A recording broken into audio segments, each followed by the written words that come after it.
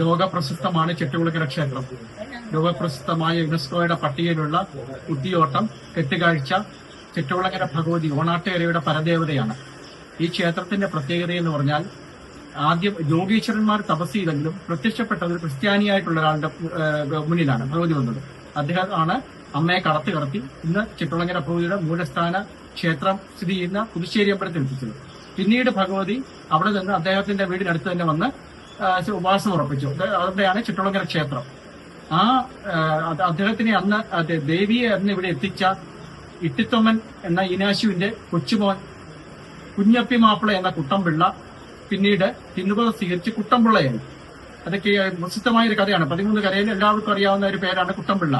അദ്ദേഹത്തിന്റെ മകളും കൊച്ചുമകനുമാണ് എനിക്കൊപ്പം ഉള്ളത്.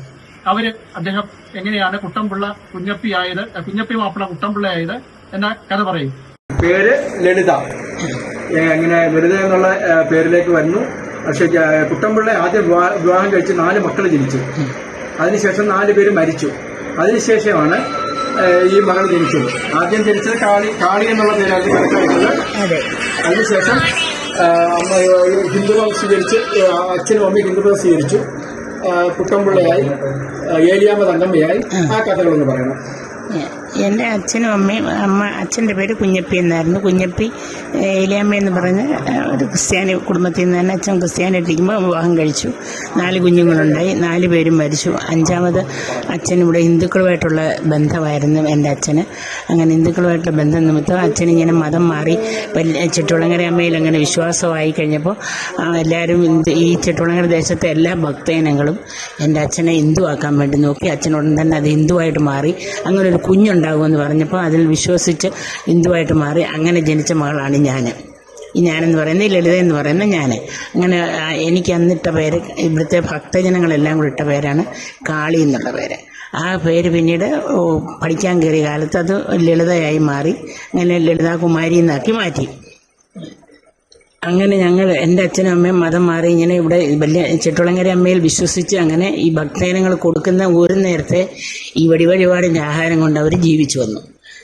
അച്ഛൻ്റെ വീട്ടുകാരും അമ്മയുടെ വീട്ടുകാരും ആരും തന്നെ ആരെയും അംഗീകരിക്കുകയോ സ്വീകരിക്കുകയോ ചെയ്തിട്ടില്ല. അങ്ങനെ അവർ ഈ മതത്തിൽ വിശ്വസിച്ച് ചെട്ടുകുളങ്ങര ജീവിച്ച് ചെട്ടുകുളങ്ങര അമ്മയുടെ അടുക്ക തന്നെ അമ്മ താമസിക്കുന്ന ആ മണ്ണിനോട് ചേർന്നത് അതും ഞങ്ങളുടെ മണ്ണും കൂടെ.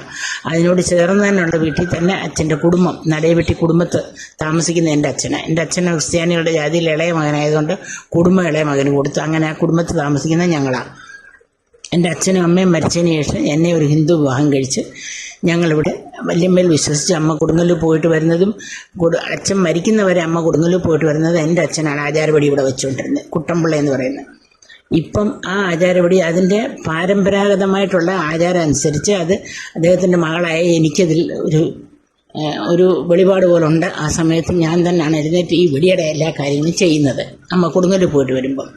പിന്നെ ഇപ്പോൾ ഇനി അടുത്ത തലമുറയിൽ എന്താണെന്നുള്ളത് ചെട്ടുകുളങ്ങരയമ്മ തീരുമാനിക്കും. ആർക്ക് കൊടുക്കണം, അതെങ്ങനെ വേണം. അതെൻ്റെ ഒരിത് എൻ്റെ മകന് സമയം തെറ്റില്ലാത്തൊരു ജോലി ഉള്ളതാണ്. എങ്കിലും ഈ ഒരു കാര്യം ചെയ്യാനെങ്കിലും അവനെ അമ്മ സഹായിക്കും. പിന്നെ കുഞ്ഞപ്പിയുടെ അച്ഛൻ്റെ കുട്ടമ്പിള്ള കുഞ്ഞപ്പിയുടെ അച്ഛൻ്റെ അമ്മയുടെ പേര്? അച്ഛൻ്റെ എൻ്റെ വല്യപ്പച്ചൻ്റെ പേര് ഉമ്മമാപ്പിള, വല്യമ്മച്ചയുടെ പേര് ഏലിയമ്മ. സഹോദരങ്ങള് കുഞ്ഞിക്കാ മാപ്പിള, ചെറിയ മാപ്പിള, പാപ്പി മാപ്പിള, ഉണ്ണുണ്ണി മാപ്പിള, കുഞ്ഞപ്പി.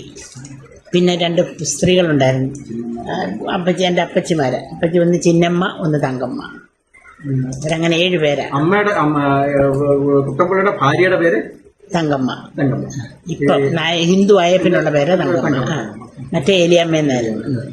അദ്ദേഹത്തിന്റെ കൊച്ചുമക്കള് അവരെ കുറിച്ചൊന്ന് പറയാമല്ലോ. എനിക്ക് 2 മക്കളാണുള്ളത്. മൂത്തത് മോളാണ്. മോളുടെ പേര് ദീപാചന്ദ്രൻ എന്നാണ്. 2ാമത്തെ എൻ്റെ മോനാണ്. മോൻ്റെ പേര് ദിലീപ് ചന്ദ്രൻ എന്നാണ്. എൻ്റെ മകൻ ഇപ്പോൾ നേവി ജോലി ചെയ്യുന്നു.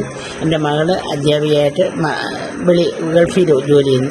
അവിടെ ഭർത്താവ് ബിസിനസ് ചെയ്യുന്നു. അവൾക്ക് 2 പെൺകുഞ്ഞുങ്ങൾ.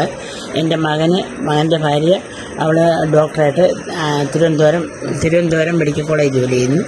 അവൾക്ക് ആയുർവേദ മെഡിക്കൽ കോളേജിൽ. എൻ്റെ മോന് 2 പെൺകുഞ്ഞുങ്ങൾ. അത്രയാണ് ഞങ്ങളുടെ ബാക്ക്ഗ്രൗണ്ട്. കർമ്മവാസികൾ എന്നുള്ള വാക്ക് കേട്ടിട്ടില്ലാത്ത സമയത്താണ് അപ്പൂപ്പൻ ഹിന്ദുമതത്തിലേക്ക് വരുന്നത്. അതെ, അതും ഭഗവതിയുമായിട്ട് ബന്ധപ്പെട്ട്. അന്നേരം അപ്പൂപ്പന്റെ ഓർമ്മകളും പിന്നെ എങ്ങനെയാണ് ഹിന്ദുമതത്തിൽ വന്നതിന് ശേഷമുള്ള കാര്യങ്ങളും ചെറുതായിട്ടൊന്ന് പറയാമോ? അപ്പോൾ മരിച്ച വർഷത്തിൽ തന്നെയാണ് ഞാൻ ഉണ്ടായത്, അതേ സെയിം വർഷമാണ്. അപ്പോൾ എനിക്ക് പറഞ്ഞു കേട്ടുള്ള കാര്യങ്ങളെ അറിയത്തുള്ളൂ. പിന്നെ പാരമ്പര്യമായിട്ട് ഞങ്ങൾ നടത്തിക്കൊണ്ട് പോകുന്ന എല്ലാ കാര്യങ്ങളും അതുപോലെ തന്നെ നടത്തും. ഇനി എൻ്റെ മുന്നോട്ടും അങ്ങനെ തന്നെ നടത്തും എന്നാണ് ഞാൻ എൻ്റെ ഒരു കാലഘട്ടത്തിൽ അതിൻ്റെ അപ്പുറത്തോട്ട് അങ്ങനെ നടത്തണമെന്നാണ് ഞങ്ങളുടെ ആഗ്രഹം. അങ്ങനെ നടക്കട്ടെ എന്ന് വിചാരിക്കുന്നു.